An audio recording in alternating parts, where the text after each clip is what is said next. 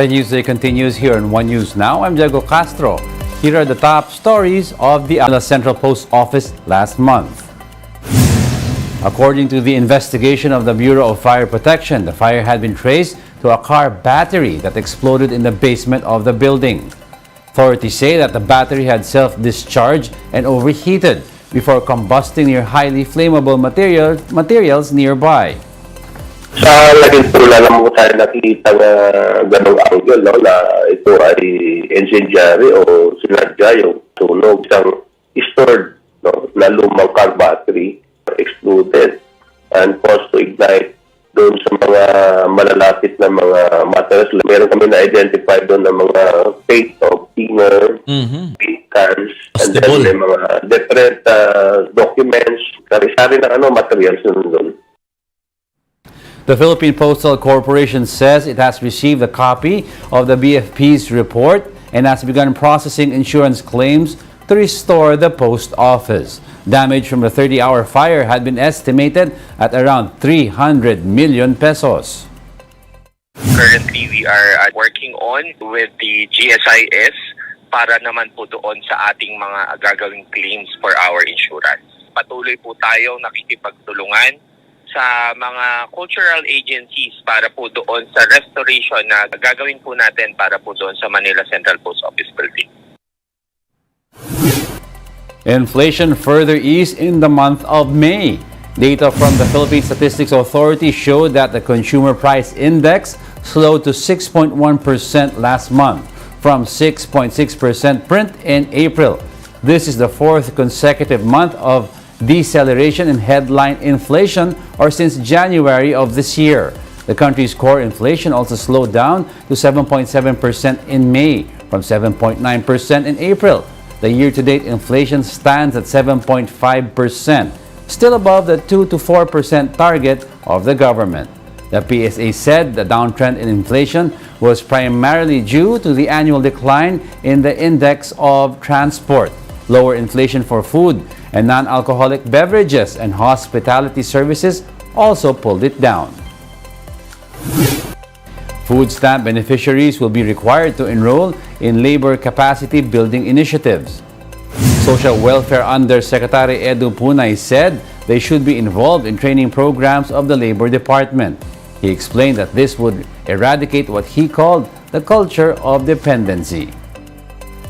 We are drafting the design in such a way that we will require our beneficiary families to get themselves involved in labor capacity building. Isang meal lang po ang sasagutin ng pamahalaan for these families, isang meal a day. Hindi po natin siyempre sasagutin ng 3 meals a day. Ayun na naman yung culture of dependency na gusto nga nating sanang tanggalin. Meanwhile, Punay assured the public that measures will be in place so that the ayuda will be used for its intended purpose. Under the program, beneficiaries will be given 3,000 pesos monthly assistance. Hindi po tayo cash basis ang ating grants, kundi food credits. We will be using a system where we are utilizing the biometrics for our beneficiaries. So paggamit po nila ng top card, ng EBT card, kasama po doon yung biometrics. Meron pong thumb mark, fingerprint, bago nila makuha yung kanilang benefits. Kaya hindi po pwedeng transferable po ito, hindi po siya pwedeng isanla. We'll be back with more stories after the break. Keep it here on One News.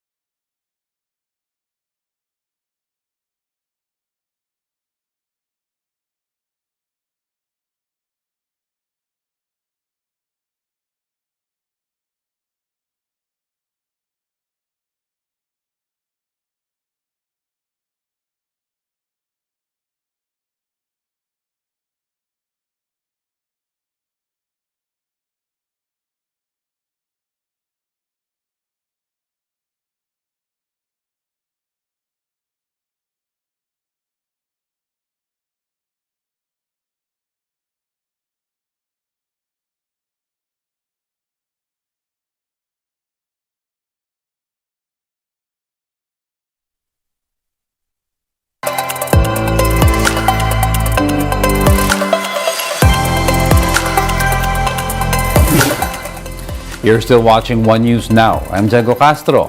Flights have been prohibited near Mayon and Taal volcanoes due to volcanic activities.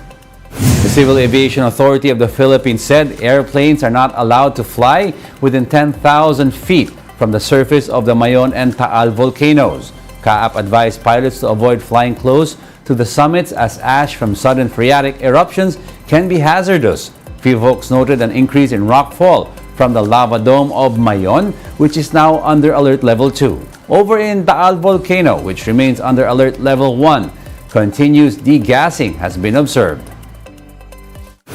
Practically very quiet, nagkaroon tayo ng volcanic tremor. And this coincided with, several days of slight increase in SO2. So we might, we hope na hindi, but we might see another trend of unrest kasi pwede tayong magkaroon ng similar to the 2021 events, for several months na seismic unrest. And then in July 1, 2021, nagkaroon tayo ng phreatomagmatic eruption sa Taal main crater. The Philippines and Israel have agreed to strengthen their partnership in developing agriculture and water management. This comes after a meeting between President Bongbong Marcos and Israeli Foreign Minister Eli Cohen. The Israeli official says his country can work with the Philippines on agriculture.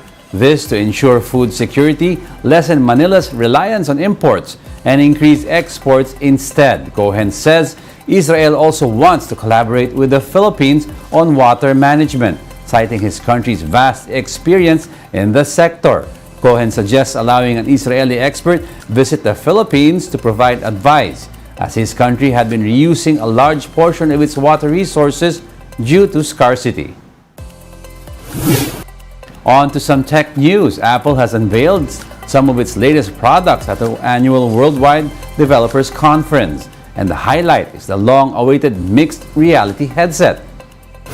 Apple's new Vision Pro AR/VR headset made its debut during the event.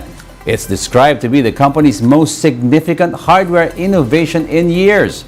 The headset is expected to be for sale early next year for $3,499, more than twice the cost of the most expensive iPhone 14 Pro. In our currency, that is worth nearly 200,000 pesos. Apple shares climbed slightly on the news. Vision Pro is a new kind of computer that augments reality by seamlessly blending the real world with the digital world. It's the first Apple product you look through and not at. Vision Pro feels familiar, yet it's entirely new. You can see, hear, and interact with digital content just like it's in your physical space. And you control Vision Pro using the most natural and intuitive tools, your eyes, hands, and voice. With Vision Pro, you're no longer limited by a display. Your surroundings become an infinite canvas. Use your apps anywhere and make them any size you want. Apple also unveiled a bigger version of the MacBook Air during the event. It has a 15.3-inch screen compared with a 13-inch display on most MacBook Air models since the product debuted in 2008. This new model will be available in some Apple Store locations by next week and will cost around $1,299 or more than 70,000 pesos. The new Air has everything you could want in a 15-inch laptop. It starts with a design that's astonishingly thin and light, yet feels incredibly solid and durable. It's only 11.5 millimeters thin, making it the world's thinnest 15-inch laptop. And it's easy to carry around at just over 3 pounds. It features MagSafe charging, 2 Thunderbolt ports, and a headphone jack for versatile connectivity. And it comes in 4 gorgeous finishes, including Midnight and Starlight. Apple likewise has upgrades to iOS 17. It comes with new communication features, new experiences, intelligent input, and sharing enhancement. One of its most significant features are updates to the phone app. The phone app is essential to the iPhone experience. Some of our most special moments start with a phone call. And we're making a big update to the phone app this year. First, we're giving you a brand new way to express yourself with personalized contact posters. You get to customize exactly how you're represented when you give people a call. Contact posters feature beautiful treatments for both photos and memoji, paired with eye-catching typography. And in Chinese and Japanese, the new layout with vertical text looks incredible. And that's it for this hour. I'm Diego Castro. Join us again at 11:15 a.m. We are One News. All sides, all the time.